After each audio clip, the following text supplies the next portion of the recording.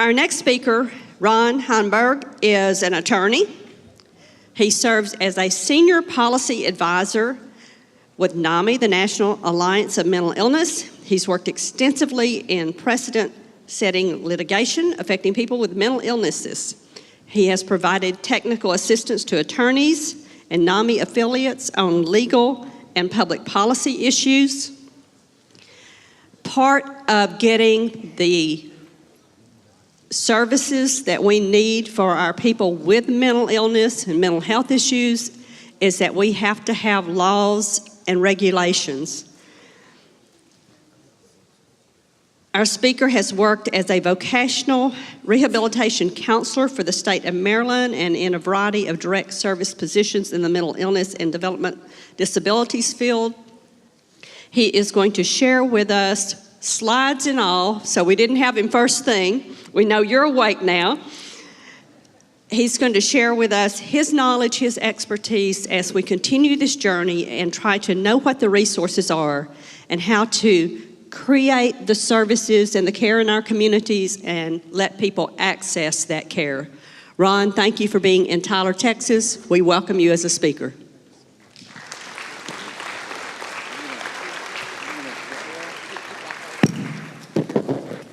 I think this works. Can you hear me? Okay, now here's my first challenge, to put this water someplace where I don't drop it. I know myself, I do stuff like that. I think I'm gonna put it here. So it's really a great pleasure to be here. I have to say that I just found the first two speakers mesmerizing and inspirational and so informative. And now's the portion of the program where you have to look at some slides. Really sorry about that. The only advantage of that is if you look at slides, you don't have to look at me. This is not, that right before lunch, I'm the only person standing between you and lunch. It's not particularly an enviable slot, A, because I'm following two such great speakers, and B, because it's right before lunch. And my goal is to make this interesting enough so that I don't ruin your digestion and that I keep you awake. The only worst slot is right after lunch, which I've done as well. I want to thank the Samaritan Counseling Center for inviting me and for this amazing conference, this amazing venue here. It's so impressive. It's so impressive to see all of you here. As Doug McSwain, who, by the way, I also want to thank him and his whole family. They're wonderful people. I've known them for 5-6 years now. I want to thank them for all they do. But as Doug said to me, this is Football Saturday, so to get you all out here is really impressive. And it's particularly great to see so many health practitioners and students. Gives me a lot of hope for the generation to come. And really that's a theme that you've heard throughout the day, I think. And I entitled my presentation, New Hope in Mental Health Services for Youth and Adults, and Youth and Young Adults. That's the topic that they asked me to focus on. So this would be a good time to transition to the slide. Oh, you already did, okay. These guys are amazing back there, I have to tell you. So I'm gonna just cover a few topics. I'll try to make, I know it looks dry to you up there, but I'll try to make them interesting. I'll give you a few obligatory facts and statistics, not too many of them. The thing I'm really excited about and that I want to talk about at some length here is about first episode psychosis programs, because that's a real sea change in the mental health field. We were talking about this last night. Mental health has been coined a stage 4 system. We wait till people experience acute emergencies before we intervene, and then we only intervene and try to help them for as long as necessary to alleviate the emergency. And that's like for those of you who are health practitioners, that's unlike any other area of healthcare in this country. So I'm very excited about the emergence of first episode psychosis programs for young people that are taking place around the country. So I'm going to talk about those a little bit. I want to talk just a little bit about the role of schools because they're so important, and of course the role of faith communities. I want to talk a little bit about those critical years when people go to college, and that's a time when oftentimes symptoms first emerge. And I want to talk about a few policy challenges we have ahead, because after all, I'm a policy person, so I should talk a little bit about public policy, but I promise not to talk too much about that, especially because at that point your stomachs are really going to start growling. And is there somebody here who's going to help me keep? Oh, I see the minute sign. I was told by Mayor Bass last night that there is a actually, if you talk too long, they open up the floor and you disappear. So I don't know if I should say that in a church, but I'm going to really try very hard to actually stay on schedule, maybe even stay ahead of schedule. And I do have a question. If there's time for questions at the end, Mayor, is it okay for people to ask a few questions? Okay, oh, you'll have cards. And you don't have to ask questions, but you should feel welcome to. I'm happy to answer them here or during lunch or, whenever. So let me get into this. Even though there's all this pervasive stigma surrounding mental illness, and it's still not something we talk about a lot, I think we're making some progress. It's pretty surprising when you think that about 1 in 5 people live with a mental health condition in this country. And when I say 1 in 5, I'm talking about people with fairly significant mental health conditions. Schizophrenia, bipolar disorder, major depression, anxiety disorder, post-traumatic stress disorder, etc. It's still not something we talk a lot about, and yet prevalence rates are higher than cancer and diabetes and epilepsy and other conditions that we talk about a lot more. And one thing that's really important to take away, I think, is that 50% of all lifetime cases of mental illness emerge by the age of the symptoms emerge by the age of 14. And I can't tell you in my 29 years with NAMI, 29 years I've been with NAMI, how many families I've talked to who've said, my son was diagnosed when he was 23 years old, but in fact, we noticed something was wrong much, much earlier than that. He was struggling in school, or we noticed something wasn't right, but he was never really diagnosed. And that's a big problem in our field too, and particularly with psychosis, is that it oftentimes takes months, if not years, to diagnose, or for somebody to even see somebody who can diagnose them. The 75% of all cases begin by age 24. Suicide, we've heard talk of suicide already today. It's the second leading cause of death in young people. One of the real tragedies, I think. The high school that my kids went to, there were 4 or 5 suicides during their years, and I think that's true for many high schools. And as I said earlier, help oftentimes doesn't come until something really bad happens, if help is available at all. So, and the consequences are just astonishing. The costs of untreated mental illness are always at the top of the list, whether you look at it domestically or you look at it internationally. The World Health Organization has compiled statistics. The costs of untreated mental illness are far higher than the costs of untreated cancer, heart disease, etc. Do you all have here a little bit of a hiss? My voice sounds like is it unpleasant out there, or is it happening? Is it coming across pretty well? Okay, good. The school dropouts, up to 50% of young people experiencing mental health conditions drop out of school before they finish high school. You probably know about this, and this is something I've worked on a lot in my years at NAMI. Back in the 60s, we began to deinstitutionalize people, and it was probably undoubtedly a very good thing that it happened. Institutions were not, especially long-term placements in institutions, were not pleasant things for people at all. But in many ways, we've trans-institutionalized people. The studies that have been done suggest that at least 20% of all inmates in jails and prisons in this country have serious mental illnesses. And to put that into context, about 2 million people with mental illnesses, serious mental illnesses, spend time in jails each year. Jails, of course, are transitional facilities. It's where people are held pending resolution of their charges. The statistics in prison are just about as bad. And those are the worst possible environments. They're environments almost guaranteed to make people's symptoms worse and leave people wholly ill-equipped to come back out successfully in communities and recover. And yet that's really the legacy in many ways of lack of access to treatment. And we really need a major change. We need a change that is much more focused on, creating an environment that is more open to talking about mental illness, where people feel less ashamed and stigmatized, and also an environment that is focused on early intervention. Because like any other health condition, early intervention can really make the difference for people. Mental illnesses, severe mental illnesses, do not have to be a lifetime sentence to misery. And yet, for too many people, they are, because they don't get the help they need, and and when they do get help, it's too late. So a lot of you are health practitioners here, so I don't want to spend a lot of time on this. Are most of you familiar with psychosis and what it is?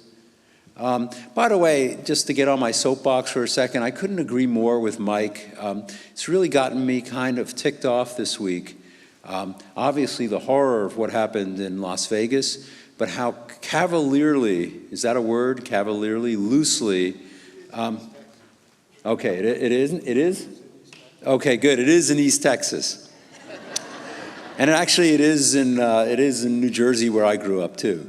So we're in good shape, but how loosely we use the term psychosis to describe somebody who did something very horrific. Now, I'm not saying to you that these horrific mass tragedies never involve mental illness. There have been cases that they clearly do, right? The tragedy in Aurora, Colorado, the shooting of Congresswoman Gabrielle Giffords in Tucson. But oftentimes they don't, and I've seen absolutely no evidence that would support that the man who did the shooting in Las Vegas had a serious mental illness. He had no history of psychiatric treatment, based on the reports from his brother and others. Sadly, there are some evil people in this world, and the term that we sometimes apply to that is psychopath. But psychopath is very different from psychosis. And every time something like this happens, and you see, talk show hosts and newspaper writers and members of Congress and others who ought to know better, using these terms so loosely, sometimes for political reasons, it really sets back the cause. So anyway, I'm preaching at the choir here, I know, but I really wanted to make that point. So psychosis, again, is a condition affecting the mind. So usually characterized by a loss of contact with reality. About 3% of people in the United States experience psychosis at some point in their lives, so it's not that uncommon. I've certainly had my bouts with depression in my lifetime. I've had my bouts with anxiety. In fact, anxiety is a big part of my life. I've never experienced psychosis. For the grace of God, I've never experienced psychosis. But I know a lot of people who have, and people who talk bravely about what it's like. It's got to be terrifying. Made more terrifying by the way people react to folks who are experiencing psychosis. Not everybody who experiences psychosis will ultimately be diagnosed with schizophrenia. There are cases involving transient episodes of psychosis, sometimes psychosis related to substance abuse, psychosis sometimes secondary to medical conditions. I had a parent who had several surgeries, and the medications that he was given produced a short period of psychosis, and fortunately he came out of it. They figured out what was going on. But, in the context of what we're talking about here, we're talking about young people who manifest the symptoms of psychosis. Many of those will emerge into diagnoses of schizophrenia, although some people diagnosed with bipolar disorder, bipolar disorder with psychotic features. There's also sort of a hybrid diagnosis called schizoaffective disorder, which includes the symptoms both of an affective disorder, bipolar disorder, and schizophrenia. Here are some early warning signs. You can read them. Many of you are probably familiar with them already. and what you'll typically hear, the story I'll typically hear from NAMI members or and from others is, I went from being an A student to not caring anymore or not being able to concentrate in class. I went from being immaculate with my appearance about not taking care of my appearance anymore. I went from having lots and lots of friends to not being able to have any friends anymore. Major changes. I went from being a skillful communicator to not being able to put together coherent sentences. Those can certainly be signs, though not necessarily guarantee of psychosis. There can be other reasons for that too. But those are the kind of symptoms people experience, and of course, oftentimes characterized by delusions, hallucinations. Sometimes often so powerful that the person is basically powerless to withstand them. You can say to the person, no, what you're talking about, what you're describing is not real. But to the person, it's as real as the day is long, at least in the summer. So, and sometimes, again, also very intense new ideas that seem very, very grandiose, but to the person seem very, very real. So the big problem, again, as I've said earlier, and I've probably made this point a couple times already, is the duration of untreated psychosis. The average duration of untreated psychosis is significantly longer in the United States than it is in some other developed countries. In the US, there's actually been studies done of this, and the average duration of untreated psychosis, in other words, the time that passes from the time symptoms first emerge to the time that treatment commences, 74 weeks. That's what? That's well over a year, right? And in Australia and Great Britain, which are countries that have actually invested for many years now in responding early to psychosis, much shorter, 7 weeks. Probably still too long, but imagine if it took 74 weeks from the time you first began experiencing symptoms of heart disease to the time the person first started getting treatment, or diabetes. We'd have a lot more people dying of those conditions. Research has shown, and it's a no-brainer, I don't think you need research to realize this, the earlier, the sooner you commence treatment, the better the chances that you're going to be able to stay on the trajectory of your life. Trajectory, by the way, is a word I always have trouble saying, and this time is no exception. But to keep the young person in school or working or whatever, and keep hope alive for people. That's so important. So about maybe 7-8 years ago, I think we finally came to realize, really looking at what they had done in Australia and Canada and the UK and some of the Scandinavian countries, that we really need to, as a country, invest in early treatment of psychosis. And I go to the NAMI convention every year. I've been there 29 years now. We've been in Texas 3 or 4 times. And sometimes, we always have about 50% new attendees, but I always meet and see people that I've been seeing for years. And I always ask them, how's your family member doing? And for people who are 20, 30 years down the road of a serious mental illness, maybe the person's doing okay. They've gotten to the point where they have insight into their illness. They know what they need to do to stay stable. They recognize when their symptoms are, getting worse. They don't resist going into the hospital for a short period of time if they need to. They take their medication, etc. But after 20, 30 years, particularly for people who have experienced that typical course of hospitalizations, maybe homelessness, maybe arrests and incarceration, the struggle to find the right dosages of medication, because medications are really important, but they also, as you know, have significant side effects, and particularly if they're prescribed in high dosages. It's taken a toll. I've had 3 or 4 colleagues at NAMI, people I've worked with who I've been very fond of, who were diagnosed with schizophrenia.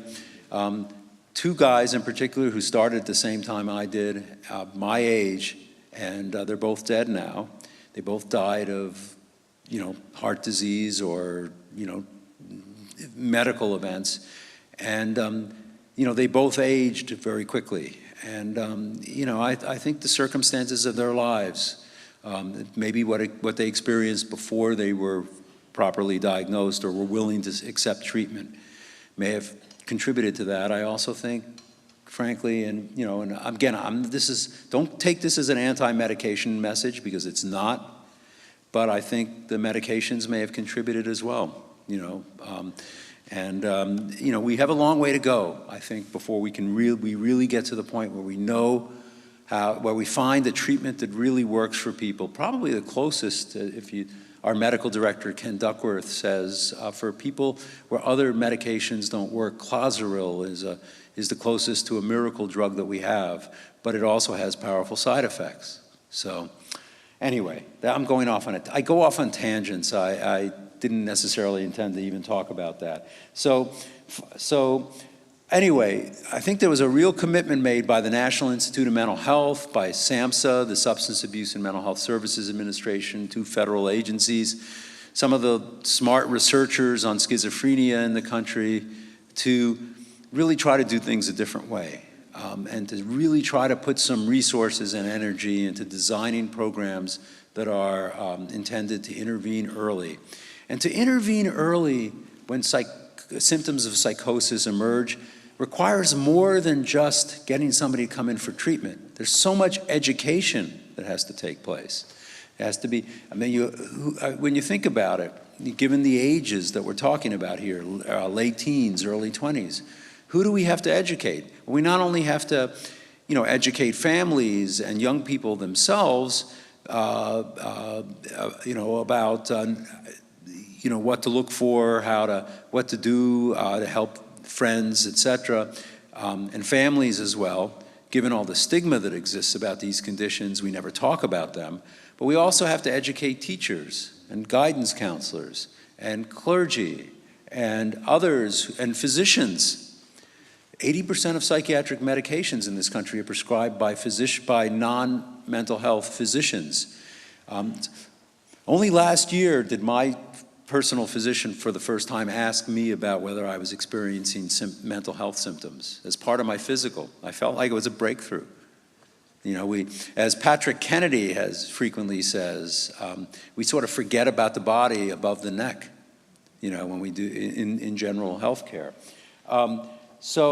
Anyway, first there, I just went off on another tangent. First episode psychosis programs are characterized by something called coordinated specialty care. And this RAISE study, which stands for, now I was supposed to follow along on my paper here so that I could deal with all the acronyms I have on here, because I forget the acronyms. Even though I'm from Washington, I don't know what half these acronyms mean. RAISE stands for Recovery After an Initial Schizophrenia Episode. And this study was done, what they did is they delivered coordinated specialty care and care as usual in 34 community settings around the country to youth and young adults between the ages of 16 and 25. It's a 2-year intensive program providing coordinated specialty care. And here's a slide that shows what coordinated specialty care is. It's an array of services, and that's so important because serious mental illnesses are, they're medical, but there are also so many other factors that impact on people's recovery. Providing people with medication is only one of an array of services that people need.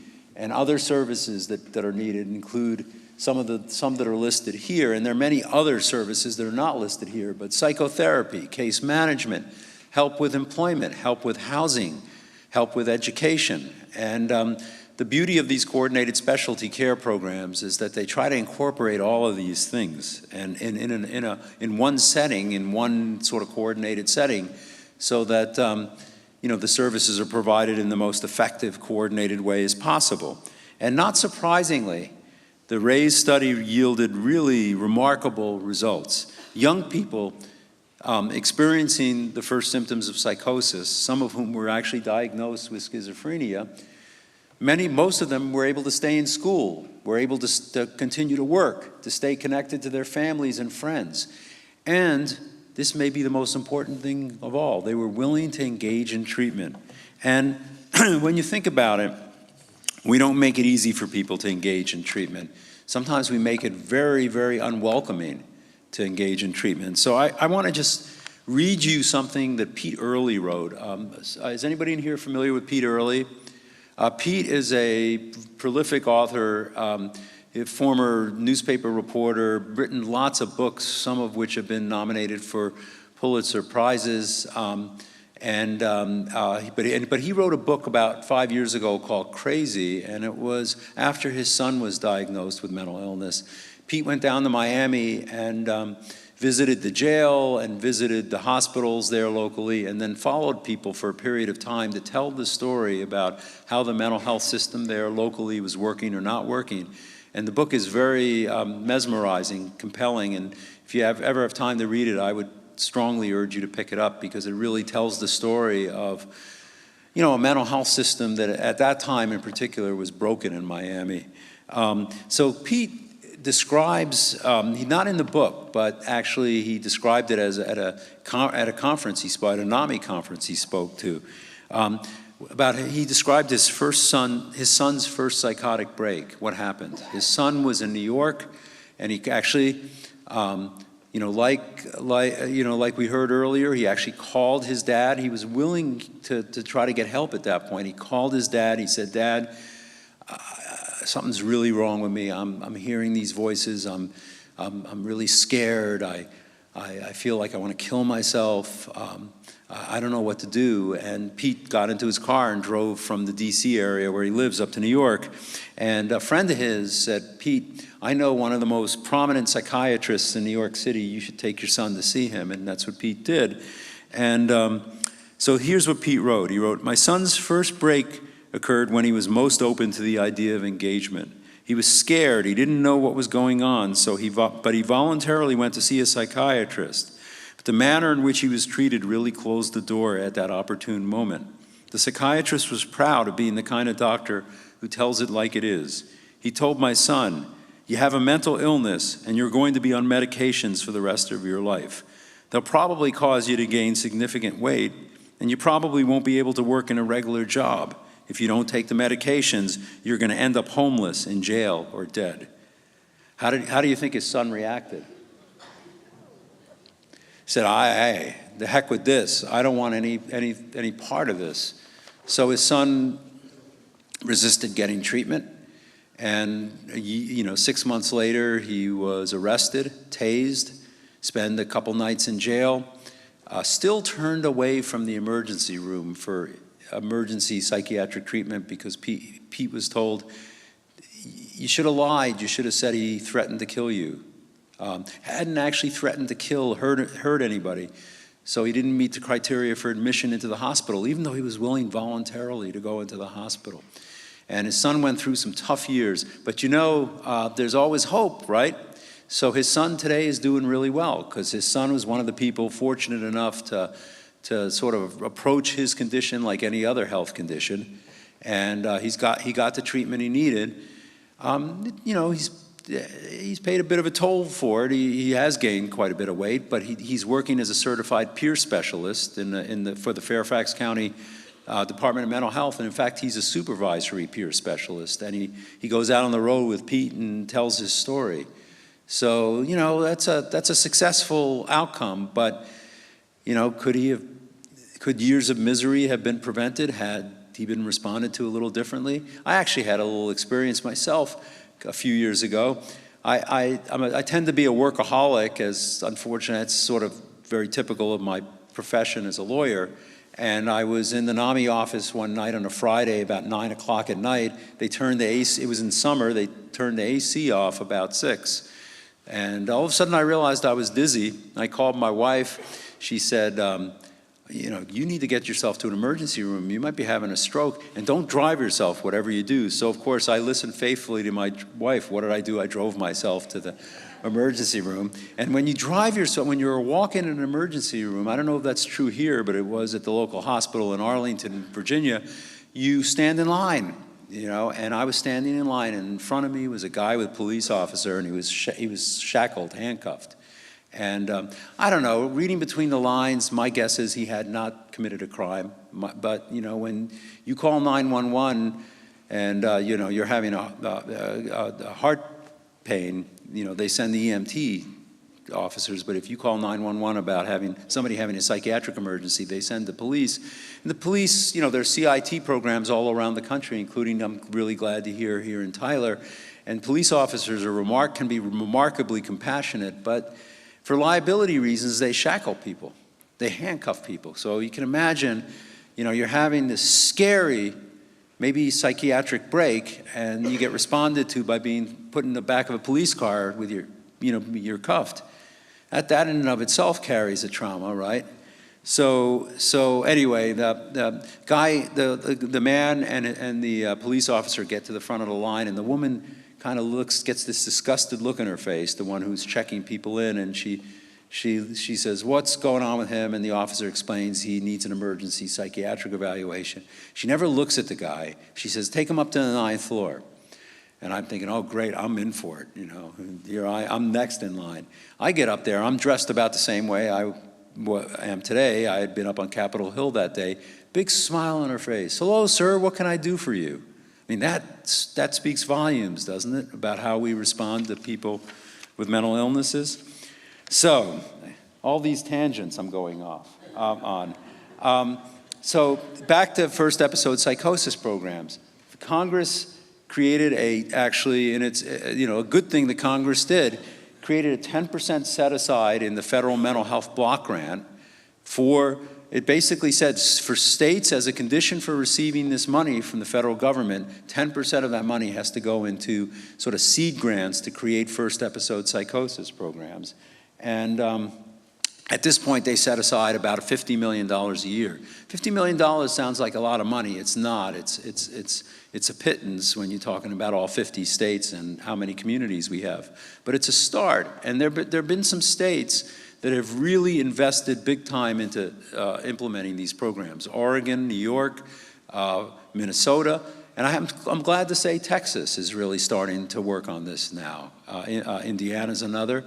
And I'm really hoping I don't know if you have first episode psychosis programs or services available in this area. I strongly encourage you to look into this because the State Office of Mental Health is administering these dollars. They're responsible for creating the seed programs. There's all sorts of consultation available from experts, people like Lisa Dixon at Columbia, who's been a real pioneer in this, and others are willing and able to come down and work with local providers to set up these programs.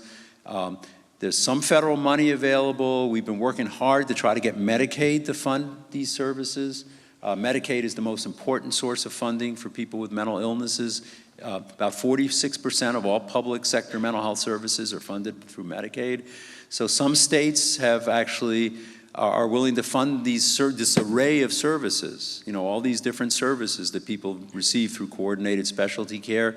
Private insurance has been much slower to come to the plate. We're working on that. That's one of our policy challenges. But here's the thing, these programs are achieving remarkable results. So now this is the portion of my presentation where I'm going to show you a few charts.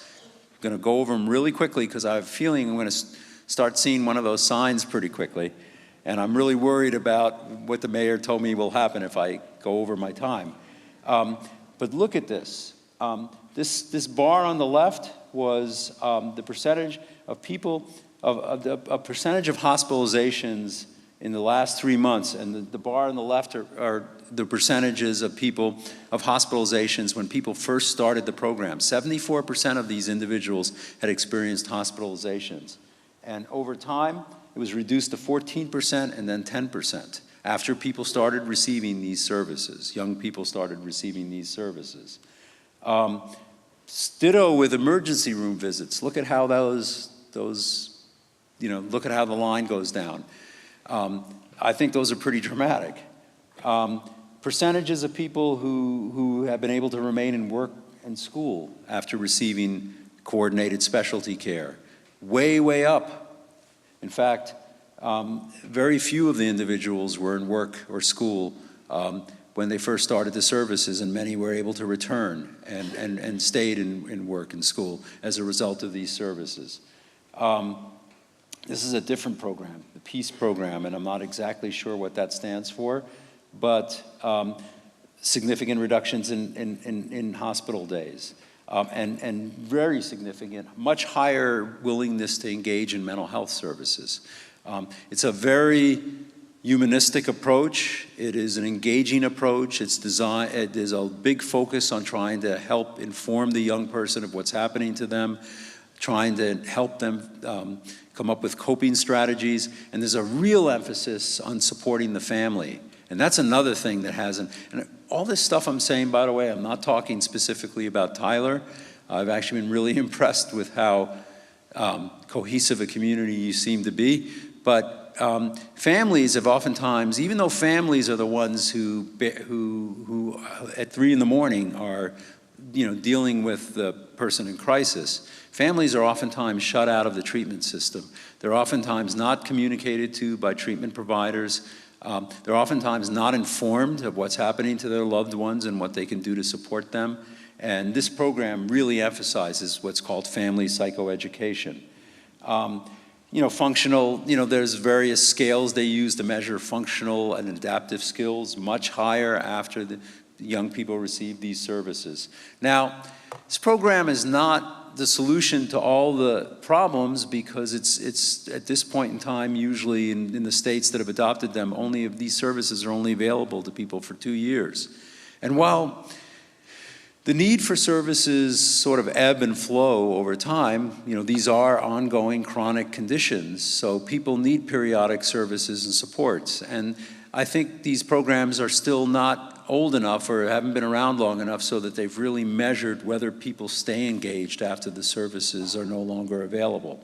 But that's a challenge that we have in mental health generally. Even when we have good programs, assertive community treatment for people with schizophrenia, or other types of programs with the necessary level of intensity, how do you sustain those over time? How do you sustain them after the most acute phase of the illness is addressed? That's a challenge I think we have. I can't think of any state in the country that has successfully grappled with that challenge. There's some places that are trying to do better to keep people engaged and to receive the services over time. But I've made this point, I guess, repeatedly. I really think these first episode psychosis programs are maybe one of the most exciting things that has happened in the mental health field in my years in the field. It feels like we're finally moving into the 21st century, at least with these kind of services, that we're finally approaching treatment of mental illness in young people in the way we approach treatment of virtually every other health condition in this country. And maybe some of the misery and suffering that we think about when we think about people diagnosed with schizophrenia who are older, maybe in 20, 30 years, we won't be talking as much about the number of suicides, the number of people who are incarcerated, the number of people who are, living marginal lives or who are homeless. This really, I think, gives some hope for the future. So I'm going to skip over these 2 slides because, again, I'm very mindful of the lunch is on the horizon here. We have a lot of information at NAMI about this. If you want to find out more, go to this website, www.nami.org/early psychosis. Then we have tip sheets, we have copies of those studies I've been talking about, and more information about what you can do to look into implementation locally. I asked my colleague Darcy Gradadaro, who's actually our child and adolescent expert at NAMI, and who I had originally recommended to Tammy that she come, but she's actually in Indiana this weekend. I asked her, who's the go-to person in Texas to really find out more about this, and she told me Greg Hanch, who's with NAMI Texas. But there are also people at the Texas Department of Mental Health and Mental Retardation. Is it still called that, MHMR? What's it called these days, the state agency? So, state agencies, they always change their names. In fact, we don't even use the term mental retardation anymore. It's intellectual disabilities. So I don't know exactly what the agency's called, but the State Mental Health Authority, there are people working on this there. Again, I think it's really exciting. You probably have figured that out, that I'm pretty excited about it already. I want to just talk very briefly about schools. I'll never forget this. I was in Lake Charles, Louisiana, maybe 5, 6, 7 years ago, and we had a meeting, we had a focus group with a bunch of school resource officers, police officers who were in schools, and it was a whole bunch of communities ranging from Lake Charles to Lafayette, many of which were very low income, and had high rates of students who were dropping out, many students who were in that pipeline from school to the juvenile justice system. And the school resource office, we were talking to them, we were really pushing them to try to adopt CIT so that they could learn how to respond effectively to students and hopefully prevent situations from escalating to the point of crises and arrests and things like that.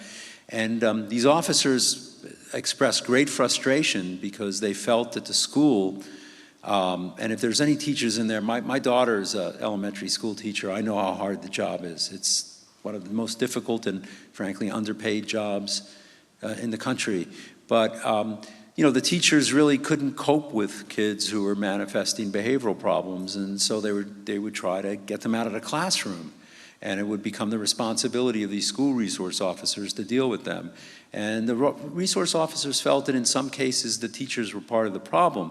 But there was one community that said, we started a mental health center right at the school. We got a federal grant, and we created a mental health center right at the school. And the reason we did that is because we know, we're a low-income community. We know that many of the parents work 3, 4 jobs to make ends meet.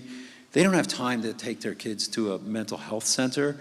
We can give them referrals, but, we can't even get them to show up at back-to-school night. These parents are spread thin to the max. So they created this mental health center at the school, and there was much better coordination going on between the school and the providers of mental health services, and the kids were doing really well. And then the federal grant ran out, and they weren't able to sustain it, and the resource officers were just so frustrated in that particular school. I did a little research as I was preparing this, and I was surprised to find that Dallas was actually one of the first to create a school-based mental health center in 1993. I doubt that all the schools in Dallas are covered, but there apparently are school-based mental health services available to young people in Dallas. It's definitely worth looking into if you don't already have that here in Tyler. And then I wanted to talk briefly about our Ending the Silence program, NAMI's Ending the Silence program, which is geared to middle and high school students. So if we could cue up this video, it's only about 2 minutes.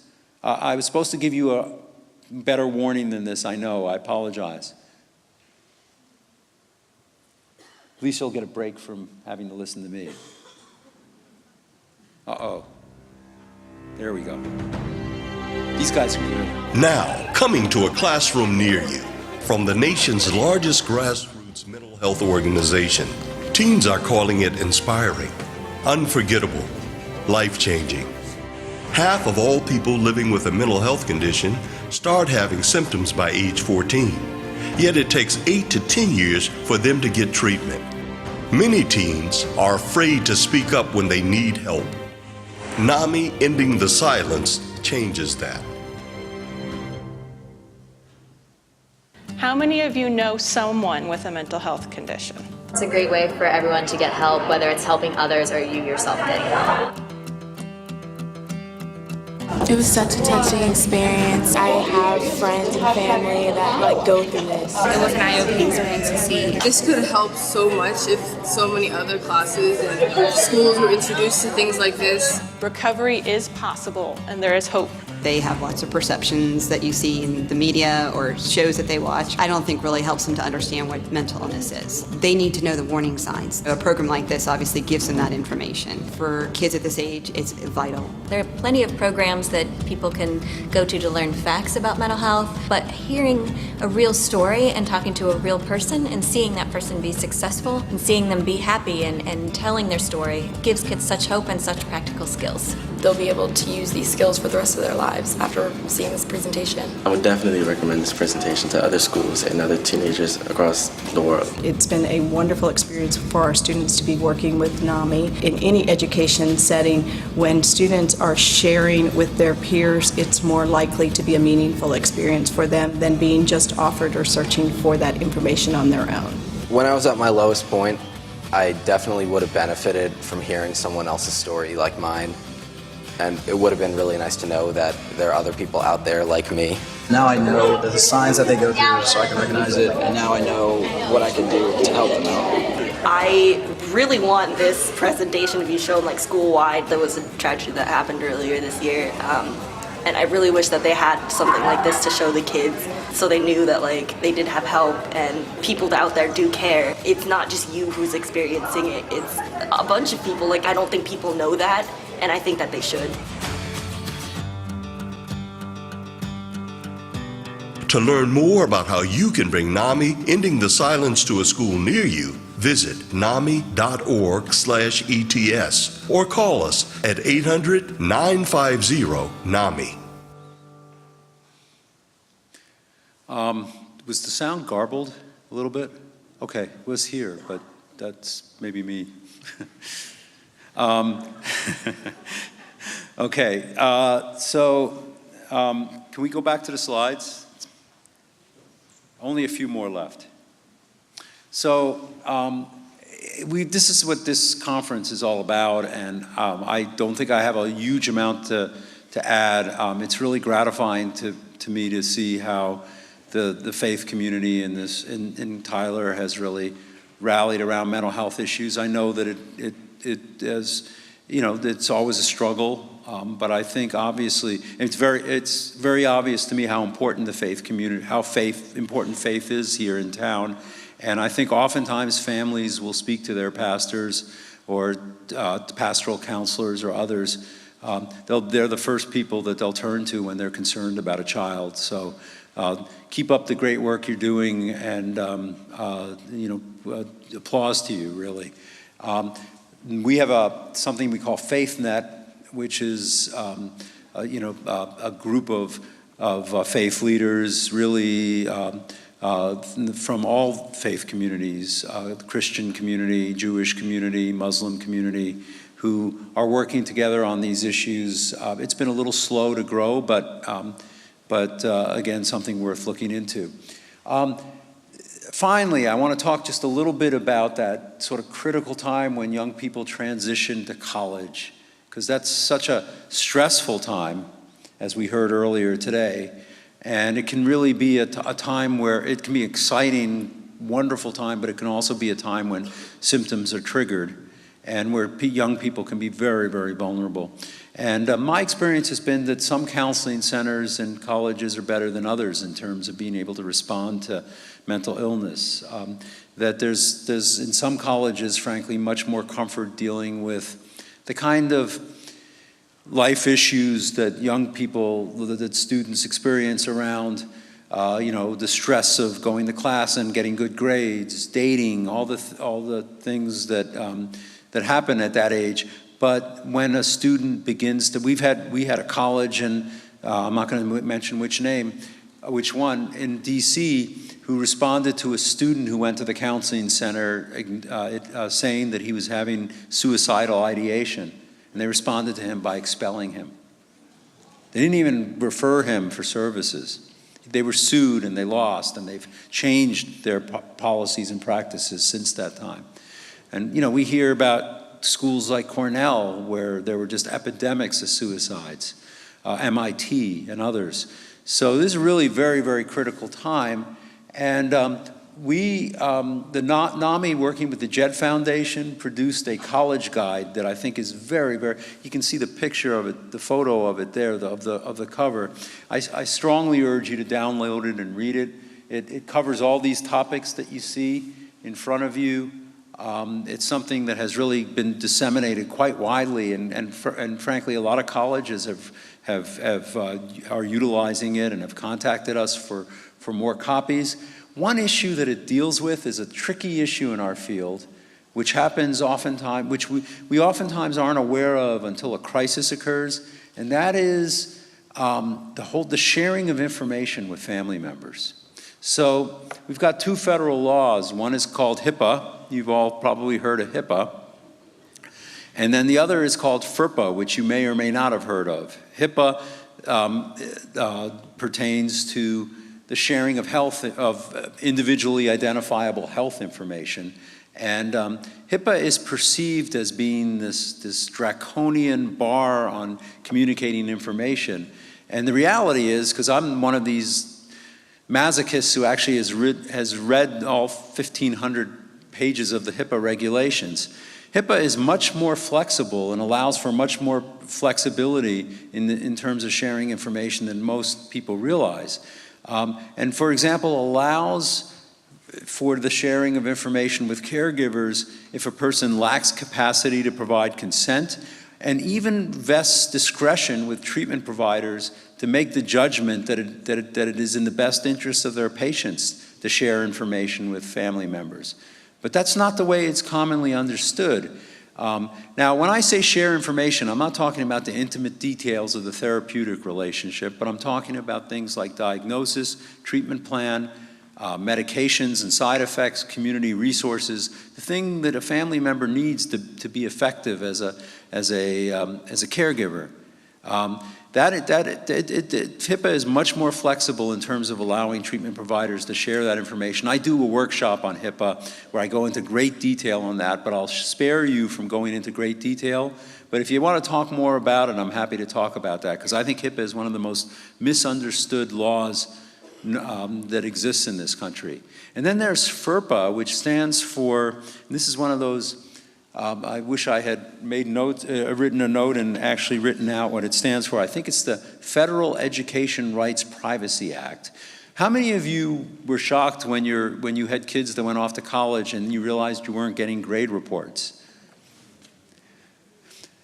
I was. And that's because of FERPA. Apparently, colleges interpret FERPA as not, permitting the sharing of information with families. And that's not necessarily true. In fact, FERPA allows information to be shared with families if families claim their child as a tax dependent. But again, a lot of colleges don't know that.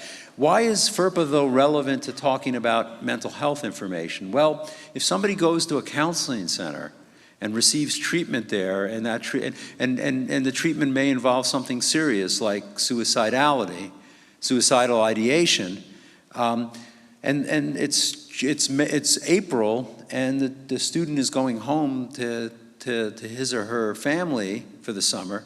Don't you think it's important for the family to know, to know so that they can make sure that the student gets follow-up care, and to watch for the signs of potential suicidality? But I'll tell you, when I became aware that this was a problem, the Virginia Tech case. I hate to bring up a case that involves mass violence, but the young man had actually been civilly committed and received follow-up care at the counseling center at Virginia Tech. Not clear that he got very good follow-up care, and nobody ever bothered to tell his family. His family had noticed that something was wrong. They were Korean immigrants. They were very involved in their church, and they went actually to the church, to the pastor, and said, there's something wrong with our son. He's gone from being a brilliant engineering student to suspicious. He wears dark clothes. He's locked up in his room. He won't talk to us. And they were basically told, pray harder. You can pray this away. And again, I'm a big believer in prayer. Not trying, nothing, but they were never informed by the school or the hospital where he was treated, that he was vulnerable and that he needed to receive intensive follow-up care over the summer. He went home and he never got any care. He went back to school.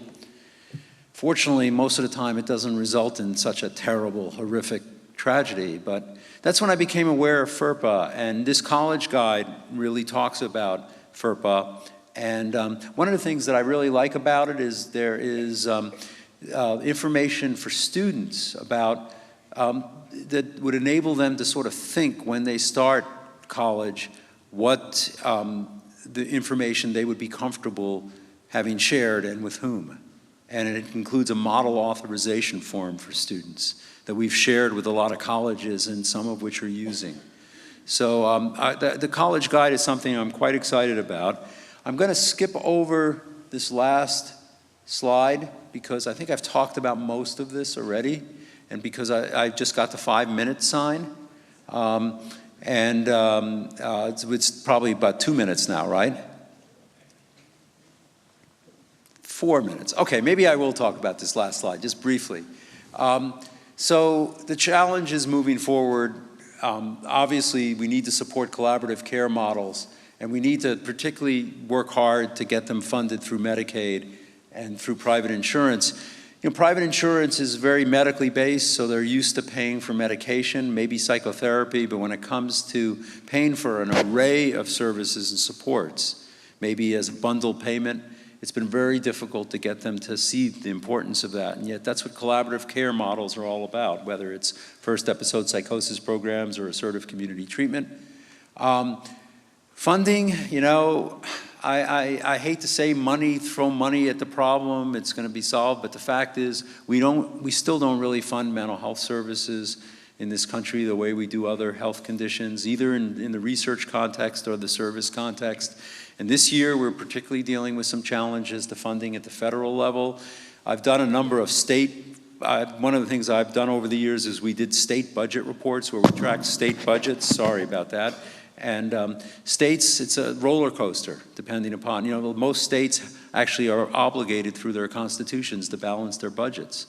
When a state is dealing with a budget deficit, one of the first things they turn to is typically mental health. Back in 2005, we got a federal mental health law passed requiring parity coverage in health insurance of mental health and substance abuse conditions. That's a really good thing.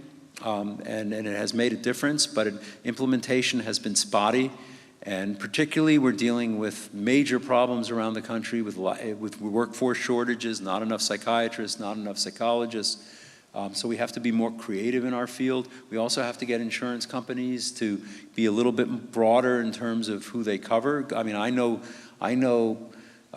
areas where there is not a psychiatrist available in an insurance plan within 100 miles. So that I think is a real problem. Obviously recognize the critical role that families play in treatment and recovery, and really make them part of the treatment system and go the extra mile, and also informing them, utilizing them as partners, because again, at 3 in the morning, when the treatment centers are closed, oftentimes the families are the ones responding to the crises. And utilize our community partners, which is what we've been talking about all day, including the very critical role of the faith community. So with that, how many of you even recognize this guy? Okay, people my age. Yogi Berra, great catcher for the New York Yankees, and was somebody who was very well known for his Yogi Berra sayings that didn't make sense to anybody but himself. And this is one thing he said, but I actually don't think we have time for questions.